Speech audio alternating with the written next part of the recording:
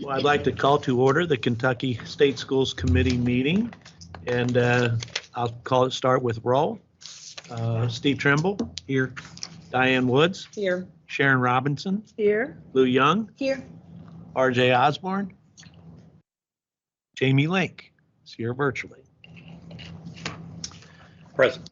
So our review item is the KSBA and the KSD year in review. At this time, KDE Associate Commissioner Greta Hilton, KDE Division Support Director Sharon Sparkman, and KDE Policy Advisor Melanie Cooper will provide the year in review report. Good afternoon. Thank you. If it's okay, Chair, I'd like to call up our principals Sure. of KSB and KSD. Love to have you. Dr. Petrie, who's the principal of KSD, and Ms. Peggy Sinclair Morris, who's the principal of KSB.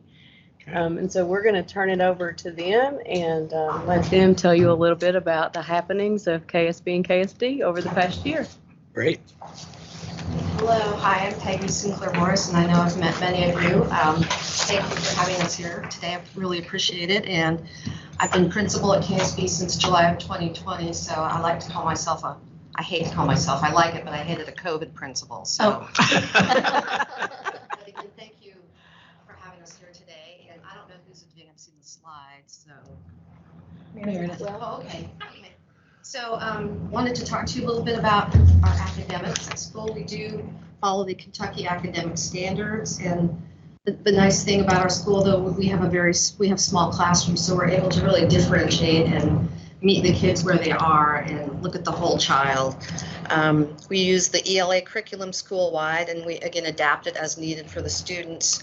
Students are getting ready, of course, to participate in the KSA testing coming up the end of the month. We offer, again, the kids need to access the curriculum, and they all do it in many different ways. We have some students who use Braille, some who use large print, some who use objects, symbols, tactile communication cards, use a lot of low-tech and high-tech, different kinds of devices. And I know Dr. Kinney saw that when she was on campus, seeing our students using a variety of technology. And we have a really wonderful program called the World of Work. And that is, we have students that go out into the community and actually work at different jobs. So we partner with the American Printing House for the Blind, different restaurants, we're right on Frankfurt Avenue, so there's lots of opportunities for the students. We work with the Office of Vocational Rehab, who actually provides if the student needs a job coach, and they provide the funding for the students, so the students actually get paid.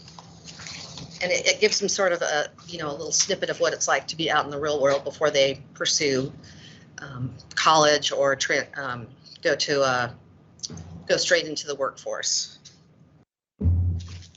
Okay, so our residential life, and as you all know, we are a residential school. We do have a number of students that stay in the dorms they come in Sunday evening and then they leave Friday afternoon at 1:30, so the kids do go home every weekend.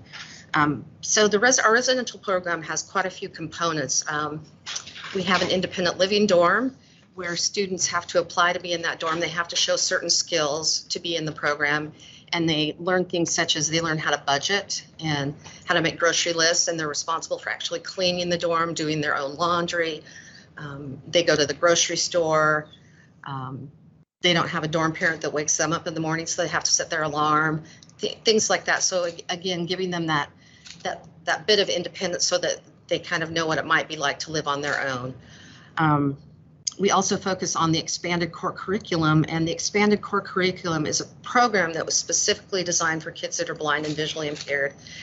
And it's a set of different areas such as assistive technology, orientation and mobility, sensory efficiency skills, daily living, self-determination, social interactions, sort of those additional skills that students need other than academics. And it really, I was reading up on Portrait of a Learner, and it really kind of goes along with what Portrait of a Learner is all about. And so we've been doing that for what we call it ECC. That's been happening probably for the past 15 to 20 years. And so we're fortunate that in the dorm they can really focus deeply and intensively on those those skills. We have a homework club, which the kids love. We have they go on recreational trips, so that might include going to the movies, going to the mall, kind of doing those things that all kids want to do. They go swimming, they bowl. I think that they're going to the Bats baseball game. In a couple of weeks, they've been to some University of Louisville softball games. So just, again, having those experiences that all kids have. And it really serves as the kids' home. So it's like a home. The dorms, again, Dr. Kinney saw, they have bedrooms, they have their own bathroom, they have a kitchen where the kids learn how to make their own snacks, the kids learn how to do their own laundry. And again, it's a small number of kids, so they can really customize the instruction to what the students need.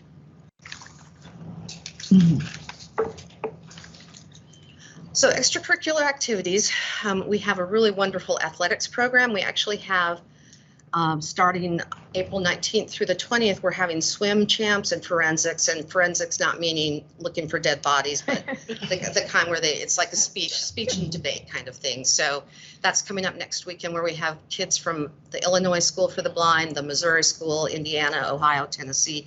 They come and they compete. So we have our athletics we have swimming. We started a bowling team last year. Again, forensics, cheerleading, goalball, which I don't know if you all are familiar with goalball. It's a sport specifically for kids who are blind and visually impaired, where they take a heavy ball and they throw it and they have to block it. The other team has to block it physically. We have track and field, and we have the Bill Roby Games, which is specific to Kentucky School for the Blind. It's like a junior track and field event for kids that are blind and visually impaired. So kids from all over different residential schools in Jefferson County and visually impaired preschool services comes, and they participate in these activities. And I would invite you to come next year. So family engagement, we've really tried to focus on that very specifically, because we do have families all over the state. We have kids from Paducah to Greenup County, Jefferson County, so all over the state. So last year we started a weekly newsletter through a program called SMORE, and it's just an online platform. We do a newsletter with activities, dates, important things that students and families need to know. We do have family events. We have our registration day. We have a big picnic for families. We have again, I invite you to come to our holiday program, which is really wonderful. We just opened our it's not new, but our music building was just reopened in October after being closed since 2020. And it has a beautiful auditorium. So we have wonderful music programs, and we always invite family and alumni and internal and external stakeholders. We started a communication committee, which we have a family member on it, and that's just how we can better communicate to, again, our external stakeholders and within Kentucky School for the Blind. And we really work hard to collaborate with all those stakeholders. Again, the American Printing House for the Blind, the Kentucky School for the Blind Charitable Foundation, the Alumni Association is very, very active. So we, really try to collaborate and work with all of our stakeholders. And last but not least, we have our outreach program, and I was for 4 years director of outreach prior to being principal. And what our outreach department does, they provide technical assistance to districts out in the state, and it might consist of a district might not have a teacher of the visually impaired or an orientation and mobility specialist, so the consultant for that region will go in and work with the district on helping to kind of home grow a teacher. So finding maybe a special ed teacher who has a student that's visually impaired and help educate that person and sort of build that capacity. So they really work on building capacity and working on those systems changing. They do a lot of regional family events. So we have a consultant placed with, what do you call them, the SEERTACs?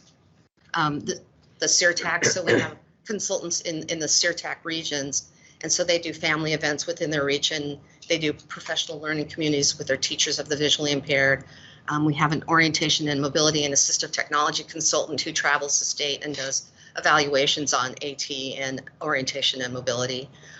We have low vision clinics. So a low vision clinic is where a student would come, and an optometrist specifically trained in low vision will evaluate that student and help them find different tools, assistive technology that will help enhance what vision they have. So it could be an iPad with a specific program, a little monocular, it looks like a little spyglass, or a different magnifier, or There's all kinds of wonderful different technologies available to students. So we have those on campus, and then we also have a rotating clinics that go throughout the state in the different CERTEC regions.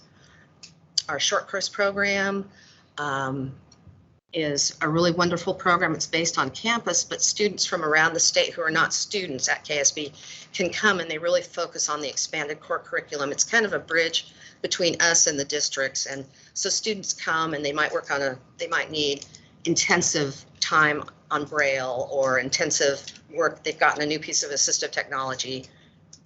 Or That's just summer, right? no, it's all year long. Okay, I thought they just came in the summer. Yep. So they'll come for up to 2 weeks, and we divide it by elementary, middle, and high school. So they can come and they can either be a day student or stay in the dorm. So they get that opportunity to meet other kids. And what you see happen is you might have a student come from a district who doesn't have any other friends that are visually impaired, and they develop these kind of bonds and relationships, and you see them get together at athletic events, and it's kind of like old home week. So it's really a wonderful program. Our Abacus Bee is a new thing that we collaborate with the American Printing House. Students compete in different activities using an actual abacus. We had, I think, 5 students go to the Nationals, which was in Louisville, and 3 of our students placed first, second, and third.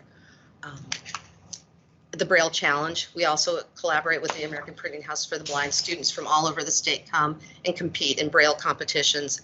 And then I think with 2 students from Kentucky have qualified for the Nationals, which are out in Los Angeles in June. And then I don't know how much time I have, but Insight post-secondary program and our WinSight program, those are kind of our flagship outreach programs, I think. They are for students that are post-secondary college bound. And Insight takes place at Morehead State University. WinSight takes place at Murray State University. And so the students go, they spend a week there, they live in a dorm, they eat in the cafeteria, they go to kind of simulated college classes. They meet and work with the Disability Services Coordinator, and the curriculum is specifically designed for blind and visually impaired children that go to college. And so they get, again, it's just a little snippet of what it's like to be at college, or what it's like to be out in the real world. And they're really, again, would invite you to visit those programs if you ever have the opportunity in June. But again, it gives the kids the opportunity to meet other kids who are like them and who might need the same accommodations. And it's just really, really wonderful experiences. So can we do questions now? Let's hear from KSD now. Thank you so much. All right. I'm Lynn Petrie. This is my first year at Kentucky School for the Deaf. COVID principal. I'm principal by fire. The wonderful tradition that's at KSD. I walked into 200 years of deaf history, deaf culture. So I really wanted to capitalize on that and really push that experience, visibility in deaf education to our students and really create deaf opportunities for them. All year, we've been concentrating on enhancing ways that tie in with the Portrait of the Learner through the department. And that was kind of an easier thing to do because we wanted to create students that were engaged, empowered, self-advocates, ones that wanted to get in, create experiences for themselves. We wanted critical thinkers, and we wanted to create a community that's going to help support us in that mission. So those are some of the things we are going to do. Now, academics, I wanted to concentrate on or highlight one of our programs that is in career and technical education. This right here has so many possibilities for exposure to careers and also higher education. So that is one of the highlights I want to bring forth here and let y'all see what we've done, what kind of programs that we have. Currently, we have 3 pathways. We have AG, which works mainly on our leadership program, greenhouse, and food and nutrition is going to be one of our lanes. And we're also going to be looking at drone technology.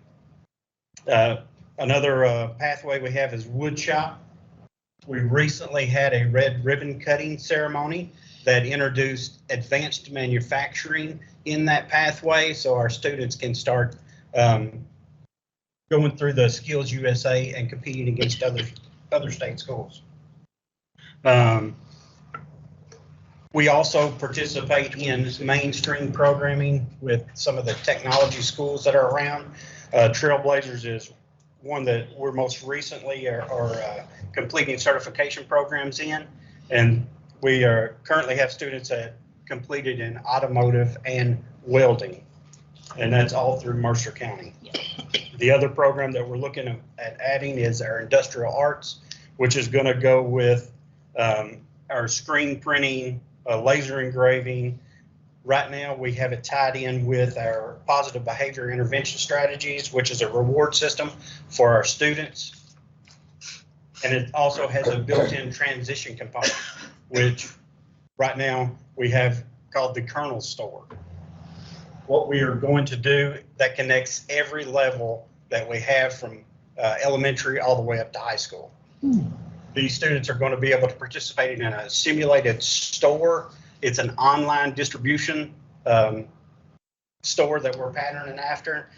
Think Amazon, think Walmart, that these students are going to get to participate in. They're going to get that career vocabulary, because in deaf education, you really have to start early getting that vocabulary set, getting those skills set so that we can start. And I think elementary is, early enough that where we can start and work through. And by the time they get in high school, hopefully we'll have endorsements from Amazon, Walmart, say, hey, they know what they're doing. They can come work for us. And that way they can just go off into a career after they graduate from KSD. Another thing is the ASL exposure, the American Sign Language exposure, getting that vocabulary in and having them work in that immersion in that language of ASL, which is a huge benefit. Going on into residential life, we have a new dorm director this year. We had some main focus coming in, and that is increase experiences, increase activities, and increase our family engagement. And we've done that through social media. We've done that through exploring different careers with the students, really getting them active in the community, visiting the library, showing them what resources are out there. Accessibility was huge. When you think accessibility, I want you to think beyond just a ramp or creating automatic doors. For wheelchair users, I want you to think exposure to resources that are out there for families that are going to be having issues, let's say with transportation, let's say with just getting them out and mental health, getting them access to those things through the Office of Vocational Rehabilitation, just letting them know what is out there that they can have at their disposal. Also, with accessibility, we want to make sure that they're self-aware and that they know what benefits that they have, showing them ways that they can budget or plan through while they go through high school. Going into our extracurricular, this is one that I'm very happy with. We not only increased activities, we not only increased school pride, but since 2019, we got back into the competitive where we're going against other teams. So I was really proud of that. COVID, I know, kind of hindered us being able to compete, but we made a real concentrated effort this year to get those students out, get them exposure again. We competed in the Mason-Dixon tournament again this year, which allowed us to travel to North Carolina to compete against other deaf schools. So it let the students network. So, and another important tidbit with our extracurricular, we were able to sign the national anthem. We were able to do signing play-by-play at the 45th district tournament. The students were able to collaborate with the Boyle County Sports Network, and that was good that everybody got visibility, everybody got exposure to that, not only the students that at KSD, but also students from Boyle County got to experience and take all that in. Family engagement. Family engagement, residential schools are hard to keep parents engaged. So I wanted to bring a parent that was 2 hours away onto campus, and I picked technology to do that. We increased our social media presence. We've done monthly newsletters, trying to get those out. We've increased even classroom newsletters where those teachers are reaching out and making contacts with those parents, repeating, because I want to bring them in and make them feel part of KSD. So we've done weekly announcements. New this year, we've started a media class, and that's run through one of our English classes. We set up a green screen where the students can get ASL immersion given our bi-weekly announcements to the school. So, and we've also put that on social media as well. What that's allowed us to do, it's allowed the students to interview teachers, staff, so that the parents can be brought into questions. Like the dorm director was the latest one that got interviewed, and just asking stuff that he likes so that the parents get to know and kind of introduced to him on a deeper level. And that also allows deeper learning to take place in the media class, because they have been ASL interpretations of different books. They've done deeper learning on how to make what they're doing, what they're completing, more accessible to more individuals. So I want them to start thinking outside themselves on how that they can get their message across to somebody that might be more than just deaf, might need, the sign language as well, and the captioning. So they get to learn all these different career aspects. We're going to visit news stations and other things like that, so that they get those career aspirations just from this small media class. Talking about our outreach services, this is services that I think they serve seven different regions around the state. They go in, assist school districts. They go in and assist families. They give them strategies, techniques, technical assistance to different programs that are available. And of course, they offer ASL classes to families so that they can begin learning how to communicate with their child.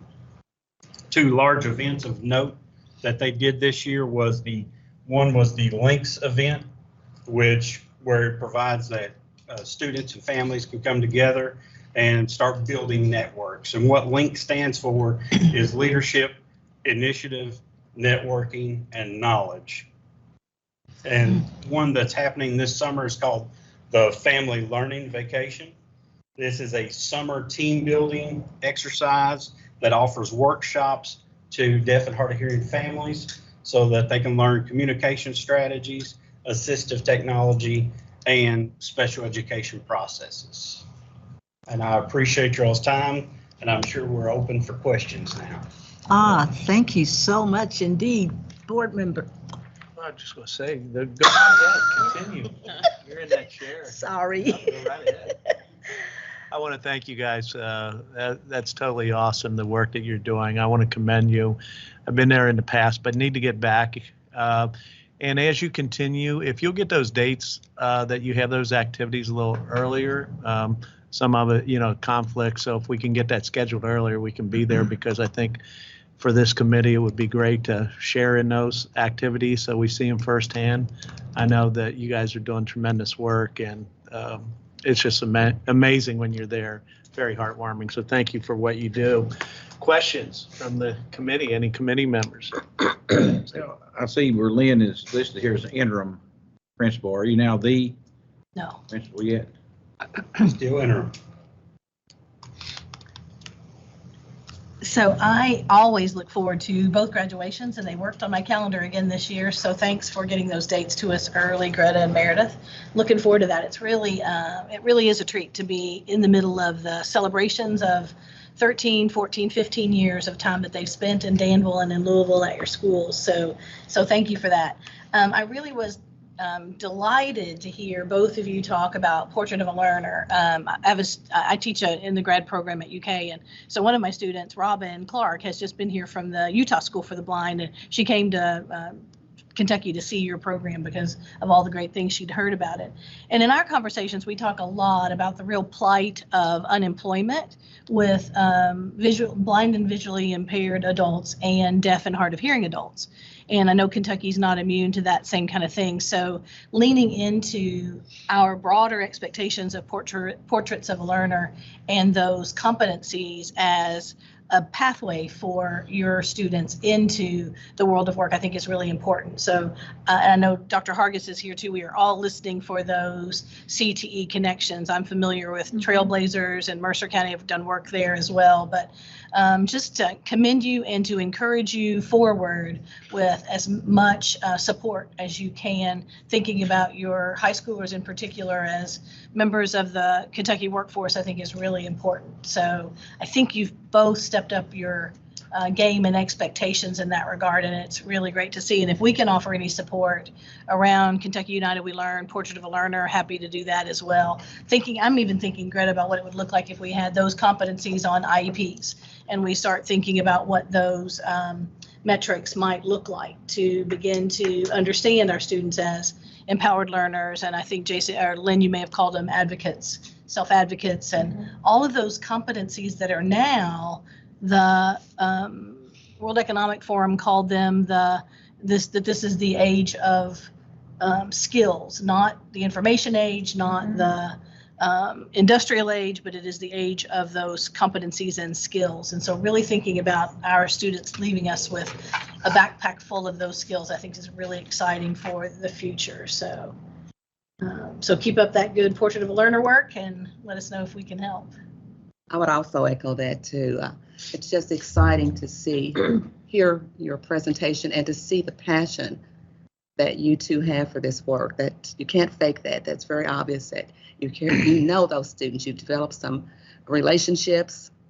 There's a rigor there, and preparing these young people to go out and be very productive citizens. So I can't wait to get over and visit also. Danville's just a hop and skip jump for me and from Lexington. So you'll be sharing that information with the total board. So if there's anything that we can do, I'll say me and all of us. Yeah. I think you see that we're poised and ready to do whatever it takes. Thank you. Continue your work and to support you. Okay, I have one more if you're not going to ask Okay. what we can do to help them. go ahead. Yeah, so whenever we're on campus, we like to kind of corner you and say, what do you need? What can we do to help? So I don't know if you have a ready-made answer for that right now, but I know that the commissioner and team have been working a lot on facilities issues. We've fared pretty well in the last 4 years on facilities funding. So, but if you could just have a golden ticket, what could we do to help you?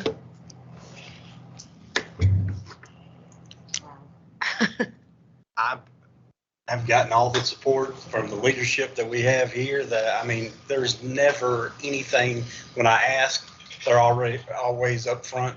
Hey, yeah, we'll get that for you. So they have been great in providing that. Good, keep asking. Yeah, right.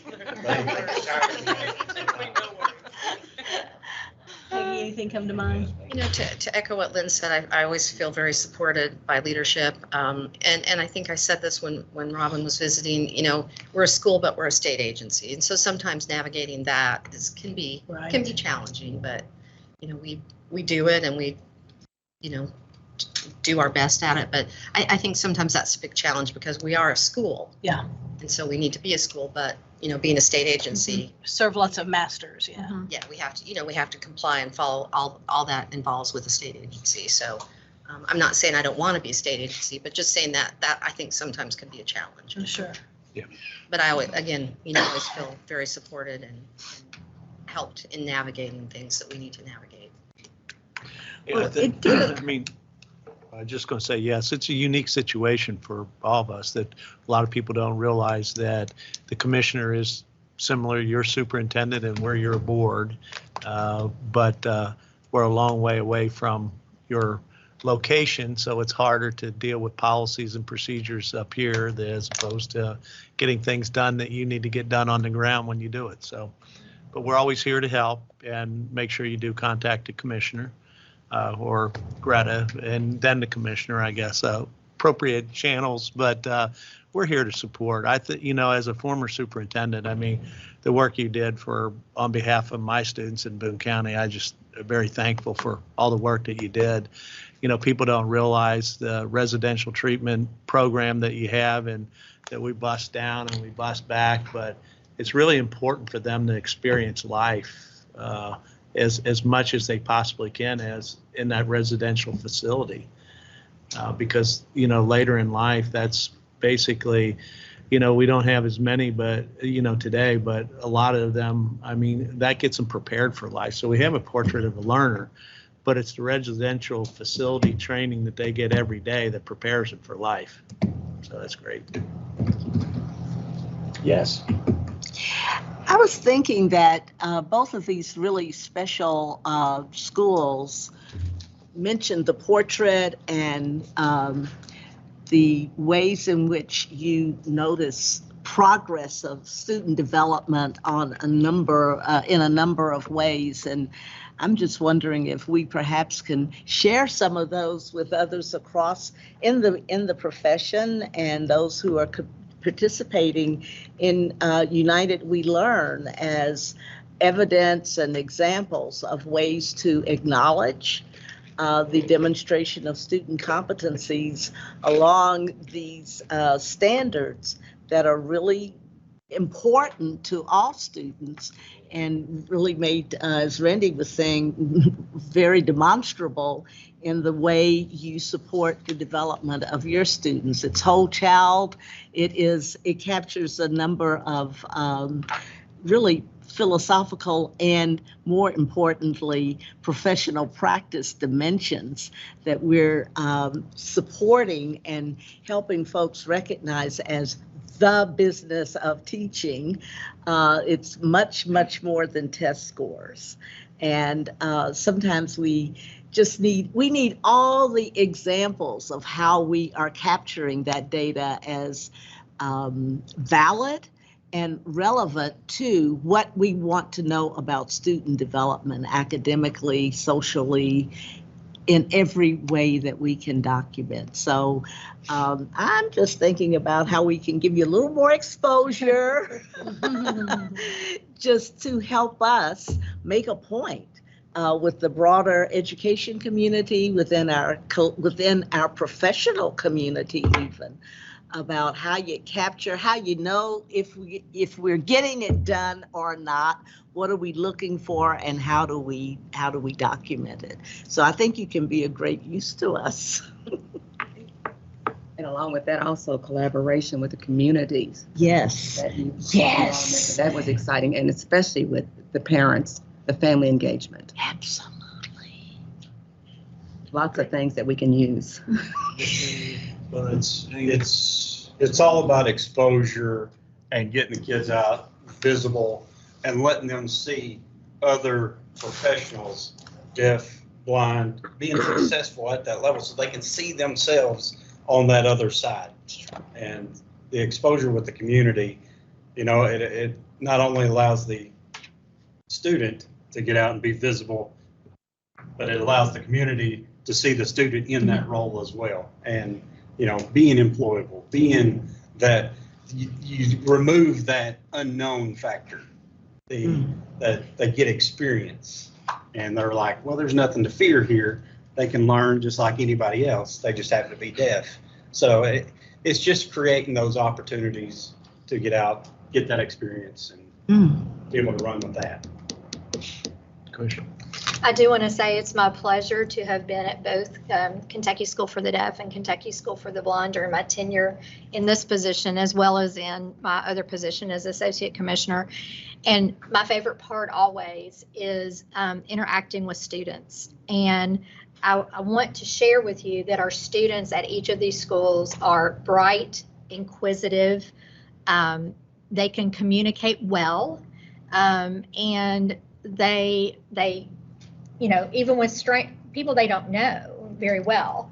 And so you see Portrait of a Learner in action through them. They're very competent and capable, and then they are kids too, right? Even though they live in a little different place during the week and they learn a little different way, they are very much kids. And so as you see them interacting with each other, I can remember being at KSB and 2 students were taking me on the tour, and one was talking about his experience, his work experience in one of the restaurants. And very quickly, the young lady that was with him in the tour said, yeah, and you never bring us any cake back. So, I mean, you can see their personalities just shine through. And that wouldn't be evident without the support of these schools and the adults that are guiding and directing them. So it's a fun place to be. And at the end of the day, they are kids. And I forgot to mention, of course, that Bentley White is a member of Kentucky United We Learn. So looking at his LinkedIn profile right now, supporting an equitable and sustainable education for all students. So. Okay, great. Oh, okay. Well, thank you. Bentley. Appreciate Thank you. it. Thank you so much. Our next item, thank you all. Appreciate it. Our next item for discussion is the Kentucky Tech Policies and Procedures. KDE Director of Technical Schools and Continuous Improvement, Beth Engel, will present the proposed revisions to the Kentucky Tech Policies and Procedures. Good afternoon. I will not be doing a lot of talking. Oh, I hope not. I did want to congratulate KSB and KSD. You know, Dr. Petrie talked about that ribbon cutting for advanced manufacturing, and I had the opportunity to be there and to speak. It was such an honor. It was my first visit, and I'm really excited. We left excited about, you know, future collaboration with that school, because the students, and I'm sure it's the same at KSB, but they were so dedicated and so excited about what they were doing. So congratulations to both of them. So this afternoon, we have 156 policies for your consideration. Yes. And as a gift, we do not have slides for all of them. So because of my voice, I'm going to turn it over to our Division Director, Beth Engel, to walk you through the changes. Well, good afternoon. Thank you for allowing us to be here today. And I must say that my presentation is not going to be as exciting as the one that we just saw for KSB and KSD. But we were tasked with updating all 156 of the Area Technology Center policies. This included correcting things like broken links that were in the original policies, removing outdated information, and updating these policies to current KRSs. So we have updated all 156 policies. They have been provided in your portal along with the summary of all the changes. The majority of these changes were only technical formatting and or grammatical changes, and again, updating links. 15 of the policies required more substantive changes by aligning them to current KRS and or KARs. The changes have been reviewed and approved by the KSBA previously. None of these revisions change how the area technology centers operate, and I'm happy to answer any specific questions you may have of any of these policy updates. Does anybody have any questions in relationship to the updates? I want to commend what must have been a really, really delicate and tedious and laborious task. And having looked at the summary, it is clear that most of the changes are technical in nature.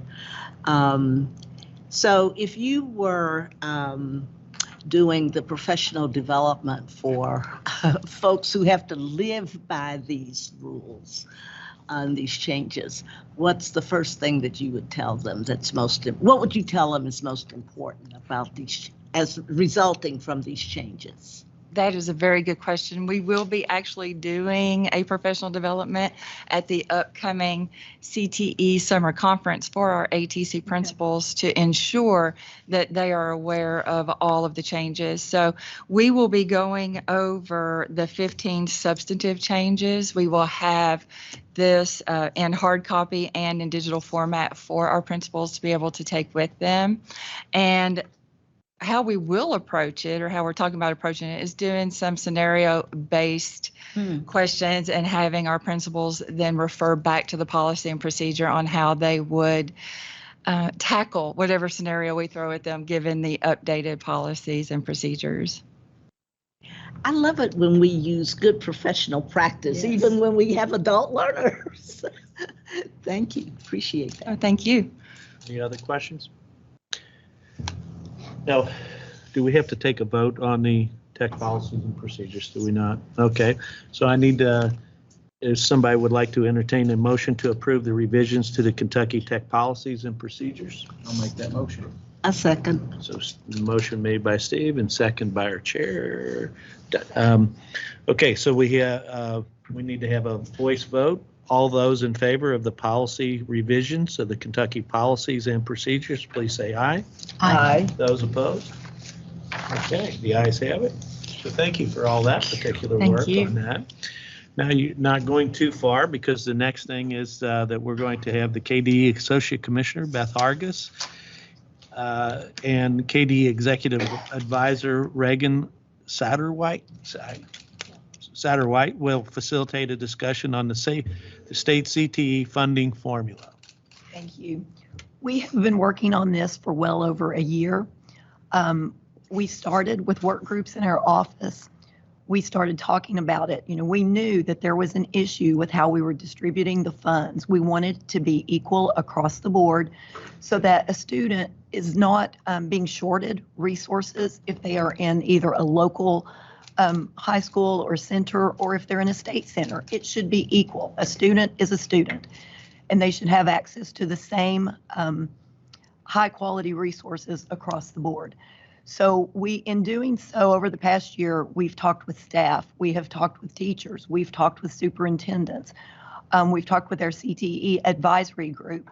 We've done a lot of work on this, and I will say that Reagan has pulled a lot of this weight. There's been a lot of heavy lifting. We've learned a lot. This is really our first budget session with the General Assembly, and it's been very interesting. We've learned from it, and it's been good. And so we are down to the 11th hour on this. So I will let Reagan follow through with the update on where we are. Thanks, Dr. Hargis and Dr. Poe. I know you may have requested this be a discussion item. So if you have any specific questions about the CTE funding model that we've proposed, we're happy to answer those. I believe it was at our February State Schools Committee that we actually walked through the components of House Bill 499 and what that involved. It had two main objectives, or it has two main objectives. The first is to create equity in the funding for all students across the state, as Dr. Hargis mentioned. We know that we have CTE in multiple locations. We have local career and technical education, and then we have about 18,000 students that attend our 50 state schools, our area technology centers. We have seen a disparity in the amount of supplemental funding that those students receive as a full-time equivalent value. Currently, the value in a local program is around $2,300. Currently, the value that a student receives for supplemental funding in our area technology centers is around $200. And this really is the amount of money that is to be spent at the direct student level. So part of our intent with advocating for this legislation this session has been to level the funding and make it flow through the same model so that all students receive their amount through the same formula. The second large component of this legislation has been to incentivize schools to do the right things for kids by providing financial incentives based on high quality career and technical education indicators that we get from our national partners.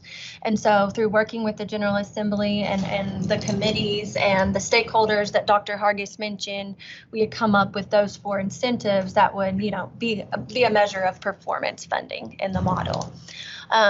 House Bill 499 has passed the House. It has passed Senate Education, and it is waiting for a vote on the Senate floor. We're hearing that they would like to pass it on one of the last 2 days of the session, but we're not exactly sure what changes might be made to it. Okay. Yeah, thank you for the particular update. Anybody have any questions in relationship to the funding? And because I still find I'm just still a little confused. I mean, because it's difficult to understand the difference with the funding between the state schools and then the laybacks and then the comprehensive high schools. And I know we tasked that into one. So if you could just help me out understanding on the proposals that's in House Bill 499, because I guess some of the questions I heard, it would be great.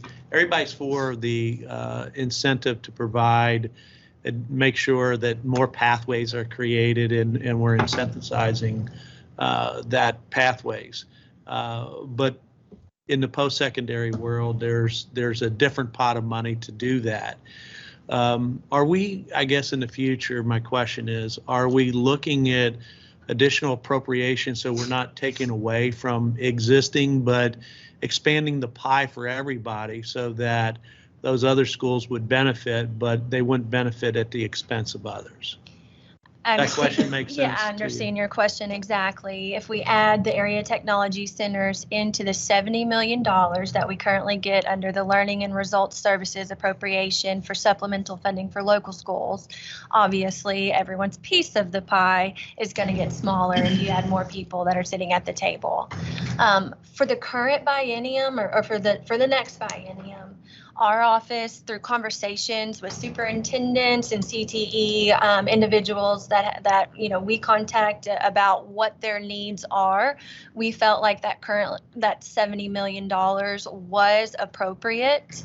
The first initial influx of money that we received in the 2022 biennium really allowed local districts to get their classrooms up to industry standards and replace a lot of outdated equipment. Mm-hmm.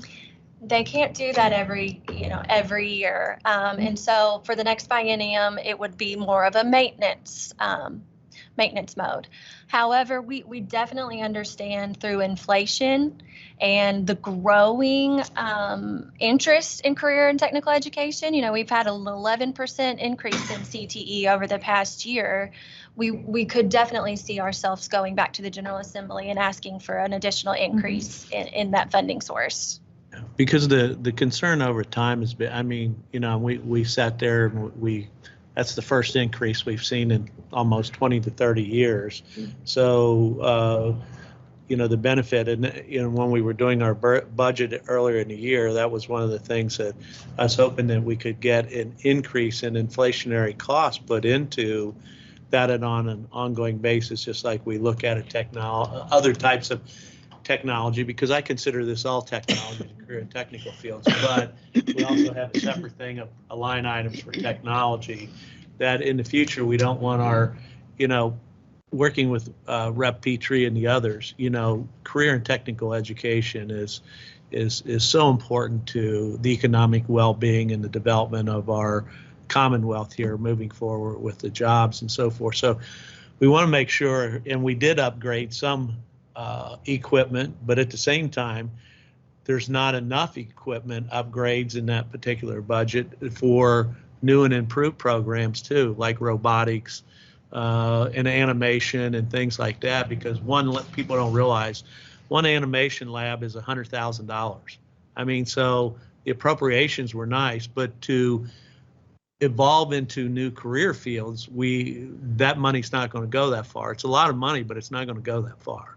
So we've just got to make sure, I guess, what I'm doing is saying that we got to continue to have a budget line increase, asking to this board, asking to the General Assembly each particular biennium, so that we don't fall and we're not 30 years behind again, or some board is in the future sitting here trying to get that money. So really, praise the General Assembly for that increase the other year. We went in asking for a smaller amount and got, almost triple our budget because of the outdated skills. We showed that need, the former director, associate commissioner did, and we just can't let it get that way and get antiquated in the future. So, And we do agree with you, and I appreciate you making that statement because, but again, in looking at it, we just felt like they had been so generous to us in the past biennium. And again, in talking with people, we felt like we could maintain. I will say that we know that with this funding and as career and tech ed continues to grow, we do get requests for new program areas, and hopefully if this goes through, it will give us a little more flexibility in being able to assist in some of those areas. So. And I'd like, and Secretary Link's on there. I know that we've had discussions and same with Dr. Thompson of the alignment process of CTE and post-secondary and additional dual credit opportunities. So did you want to say anything? Since, we've No. sitting on that screen every I agree. And working with Dr. Hargis and her staff on our statewide effort, along with the Kentucky Chamber and other workforce partners. So Dr. Hargis is well versed on that, and it's a great collaboration. So any other questions of the rest of the committee? No? We don't have an emotion for this. So thank you all. Is there anything else you'd like to say to us before? I would like to say this committee, we appreciate this because I think it gives us greater access to you and for you all to be able to hear what we are doing.